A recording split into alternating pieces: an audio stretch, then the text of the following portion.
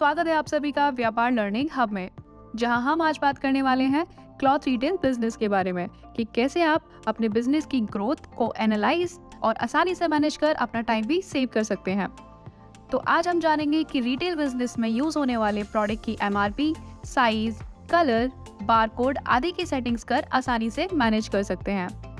साथ ही कैसे आप बारकोड जनरेट कर अपने आइटम पर लगाकर बिलिंग आसान और फास्ट बना सकते हैं, और अगर बारकोड पहले ही दिया हुआ है तो लगे हुए बारकोड का यूज कर अपनी बिलिंग बड़े आसानी से कर सकते हैं। तो चलिए बिना देरी किए स्टार्ट करते हैं।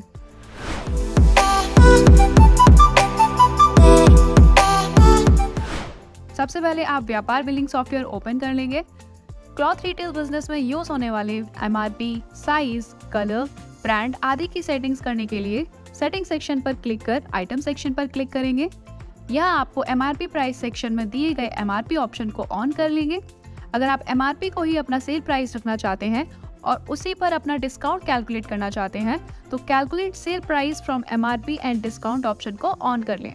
साथ ही अगर आप डिफरेंट एमआरपी के अकॉर्डिंग आइटम की बैच ट्रैकिंग करना चाहते हैं तो use MRP for batch tracking को ऑन कर लेंगे और बैच ट्रैकिंग सेक्शन में दिए गए बैच नंबर को रीनेम कर कलर और मॉडल नंबर को रीनेम कर आइटम कोड और साइज को ऑन कर देंगे। साथ ही अगर आप अपने आइटम को स्कैन कर इनवॉइस में ऐड करना चाहते हैं तो बारकोड स्कैन ऑप्शन को ऑन कर सकते हैं और नोट मेंशन करने के लिए डिस्क्रिप्शन ऑप्शन का भी यूज कर सकते हैं। और अगर आप बिल बनाते समय अपना प्रॉफिट देखना चाहते हैं तो show profit while making sale invoice का यूज कर बिल बनाते समय इंस्टेंटली अपना प्रॉफिट देख सकते हैं। और अगर आपकी ज्यादातर सेल कैश में होती है तो कैश सेल बाय डिफॉल्ट को ऑन कर आइटम सेक्शन पर क्लिक कर डायरेक्ट बारकोड स्कैन को ऑन कर लें, जिससे आप क्विकली स्कैन कर अपना बिल जनरेट कर सकते हैं। अब आप आइटम सेक्शन पर क्लिक करेंगे। अगर आपने अभी तक आइटम्स ऐड नहीं किए हैं तो आप सभी आइटम्स को ऐड कर लीजिए। तो पहले हम जानेंगे कि कैसे आप अपने आइटम को आइटम कोड एंटर कर आसानी से बारकोड जनरेट कर सकते हैं। तो पहले ऐड आइटम पर क्लिक कर आप अपना अवेलेबल स्टॉक ऐड कर लेंगे। यहाँ आप आइटम नेम और सप्लायर कोड एंटर कर सकते हैं, जिससे आपको आइटम पहचानने में आसानी होगी और आइटम की अदर डिटेल्स जैसे HSN, उसकी यूनिट और कैटेगरी में ब्रांड नेम एंटर कर सकते हैं जहां से आपने अपना माल खरीदा है। और बारकोड जनरेट करने के लिए असाइन कोड पर क्लिक कर ऑटो जनरेटेड कोड असाइन कर सकते हैं या अपने द्वारा बनाए गए कोड भी एंटर कर सकते हैं। साथ ही आप अपने दिए गए प्रोडक्ट की मैक्सिमम 5 इमेजेस सेट कर सकते हैं, जो आपको ऑनलाइन स्टोर क्रिएट करने में हेल्प करेगा। ज़्यादा जानकारी के लिए आप ऊपर दिए गए आई बटन पर क्लिक कर पूरा वीडियो देख सकते हैं।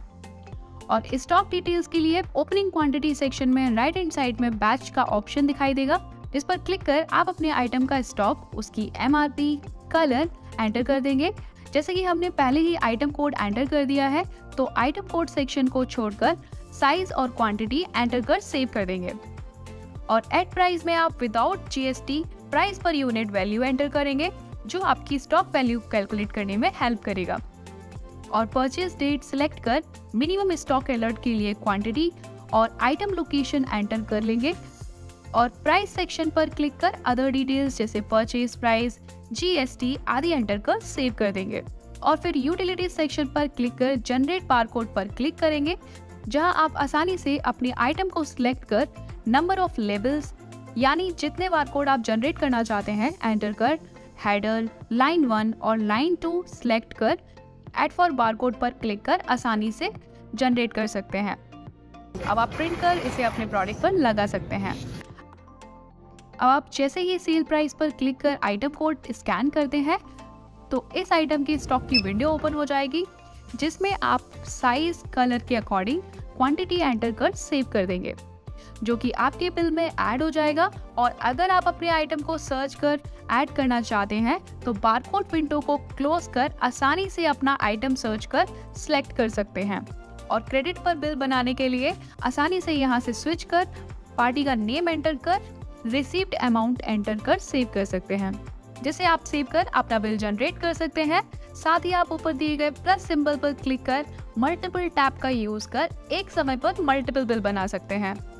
और अगर आपके प्रोडक्ट पर पहले ही बारकोड दिया है तो ऐड आइटम पर क्लिक कर आइटम नेम और अदर डिटेल्स फिल कर देंगे तो यहाँ आपको आइटम कोड एंटर करने की ज़रूरत नहीं है, जिसके लिए आप बैच ट्रैकिंग सिलेक्ट कर बैच पर क्लिक कर MRP कलर एंटर कर आइटम कोड में आप दिए गए बारकोड को स्कैन करेंगे तो आपके आइटम कोड ऐड हो जाएगा। फिर उसके साइज और क्वांटिटी सिलेक्ट कर सेव कर देंगे।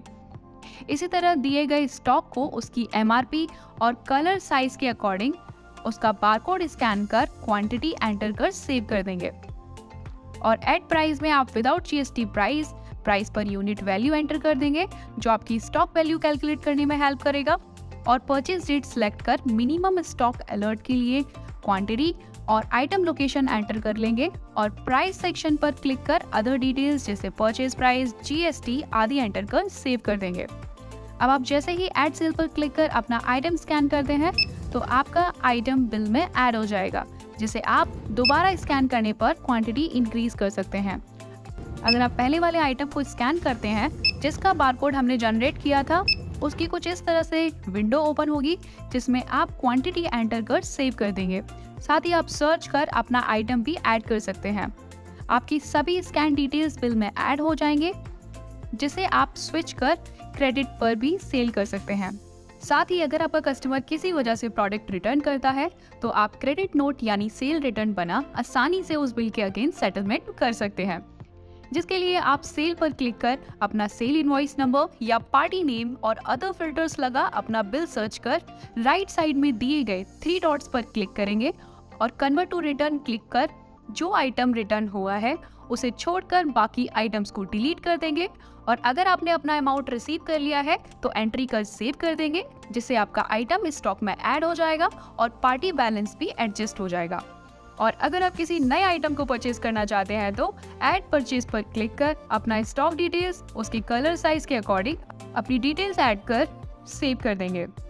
और अगर आप परचेज किया हुआ प्रोडक्ट किसी भी रीजन से वापस करते हैं तो डेबिट नोट यानी परचेज रिटर्न का यूज कर आसानी से मैनेज कर सकते हैं, जिसके लिए आप परचेज पर क्लिक कर अपना बिल सर्च कर लें और राइट हैंड साइड पर दिए गए 3 डॉट्स पर क्लिक कर कन्वर्ट टू रिटर्न पर क्लिक कर अपना आइटम और क्वांटिटी चेक कर लेंगे। और अगर आपने अपना अमाउंट रिसीव कर लिया है तो अमाउंट एंटर कर सेव कर देंगे, तो आपका बिल ऑटोमेटिकली एडजस्ट हो जाएगा। और क्रेडिट नोट और परचेज नोट की रिपोर्ट्स देखने के लिए आप रिपोर्ट सेक्शन पर क्लिक कर सेल पर क्लिक करेंगे और ट्रांजैक्शन सेक्शन पर क्लिक कर आसानी से फिल्टर्स लगा अपनी सभी क्रेडिट नोट देख सकते हैं। और परचेज पार्टी स्टेटमेंट पर भी फिल्टर्स लगाकर उनकी रिपोर्ट्स आसानी से देख सकते हैं। और बाकी आइटम स्टॉक रिपोर्ट सेक्शन में दी गई रिपोर्ट्स जैसे आइटम बैच रिपोर्ट, जहां आप आइटम नेम एंटर कर अपना available stock with MRP, colour और साइज के अकॉर्डिंग आसानी से देख सकते हैं और जरूरत पड़ने पर उसे एक्सेल या PDF में डाउनलोड भी कर सकते हैं। साथ ही आप item wise profit and loss पर क्लिक कर मोस्टली प्रॉफिटेबल आइटम और cell purchase by item category, stock summary by item category और अदर रिपोर्ट्स देख आसानी से बिजनेस एनालिसिस कर सकते हैं। आज के इस वीडियो में इतना ही। हम जल्दी मिलेंगे आपसे एक नई जानकारी के साथ। तब तक के लिए वीडियो को लाइक और शेयर कीजिए और चैनल को सब्सक्राइब कर बेल आइकन को ऑल पर सेट करना ना भूलें। वीडियो देखने के लिए धन्यवाद। हैप्पी व्यापारी।